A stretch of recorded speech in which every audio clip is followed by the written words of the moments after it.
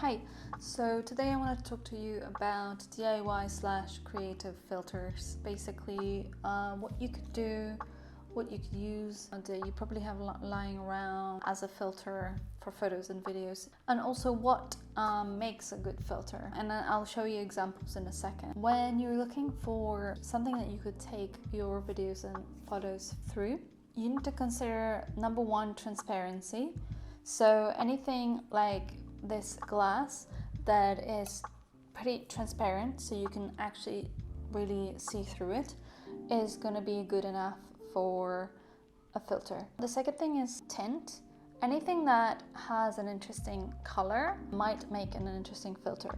Another thing is shape. When something has a particular shape, it will often come out in your photos. And additionally, when you're filming, you can also manipulate it and rotate it. So that will also give it an additional effect. And the size of your lens will matter as well. So when you have a bigger lens, you're probably gonna only be able to put it against this glass like this. But if you're using your phone, so the lens is tiny, you will be able to stick it inside of the glass and then film through one side of it, and that will look different. Another thing is light conditions. So obviously filming against the source of light or away from the source of light will look very different. So if your filter doesn't look good in one of those conditions, doesn't mean it won't look good in the other. Each day and how much light there is will make a difference as well. Another thing is, if something is scratched or has fingerprints, it tends to look more blurry. As long as it's not too greasy, it will create softness, blurriness, and that kind of motion effect as well, depending on what you're using. Now we're gonna go into the actual examples of this, and it'll be easier probably to understand.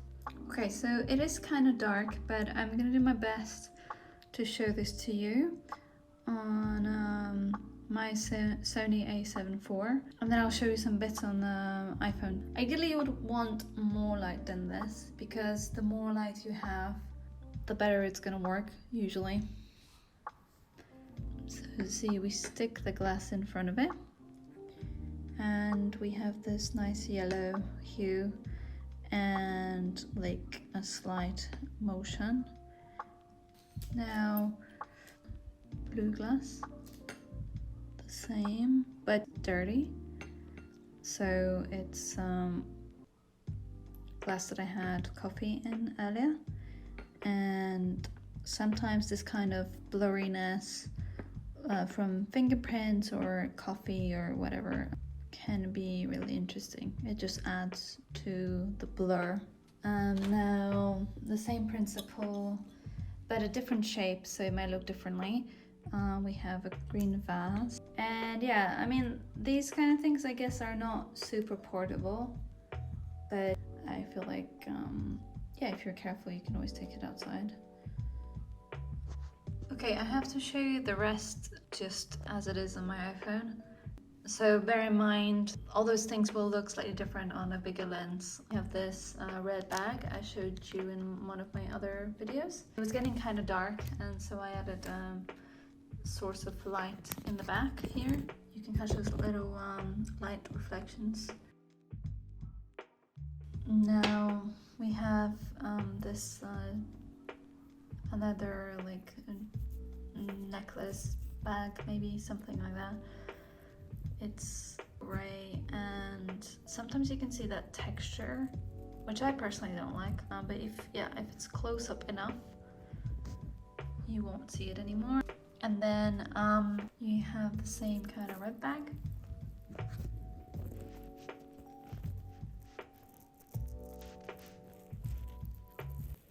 Now we have like just simple bubble wrap. If you put your iPhone inside and you try to use it through like the bubbles,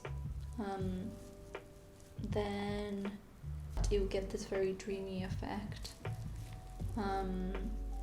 Probably harder to do on a bigger lens. And now the same principle, just a bag, packaging basically.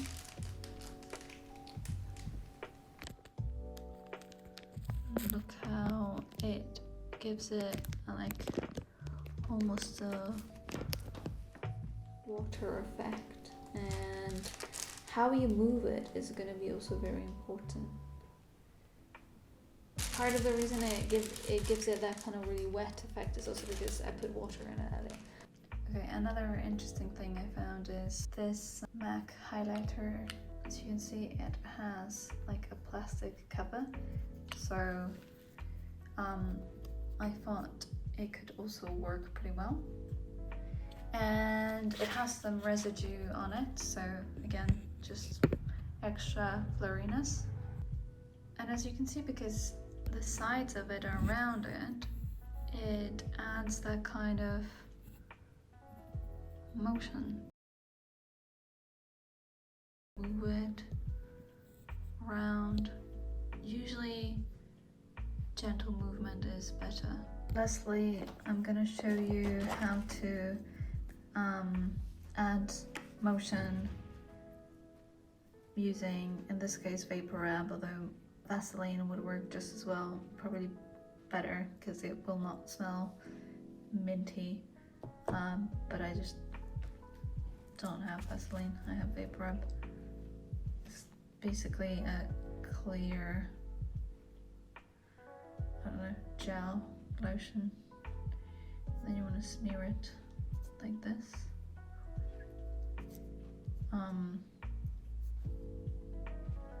And then you see, is it too much? Is it not? If it's too much, basically. So then you have to wipe it a bit until you can actually see stuff. And yeah, you want to put it on like a piece of plexiglass or something like that, like transparent plastic, probably packaging as well. I'm using actually a coconut filter, which is essentially a piece of plexiglass with a slight tint. I added way too much initially, but as you can see, as I'm wiping it off, you can see how the light is getting this nice motion to it. You can still tilt it as well. Thank you for watching. I hope you enjoyed this, and I hope it gave you a few ideas of what you could do. I'm gonna also show you all the branded filters that I have. They can be worth the money as well. They are often different than what you can achieve at home, but there's absolutely no need to buy anything if you just spend enough time to think about what you could use, and then you can get good at editing as well. Okay, see you soon.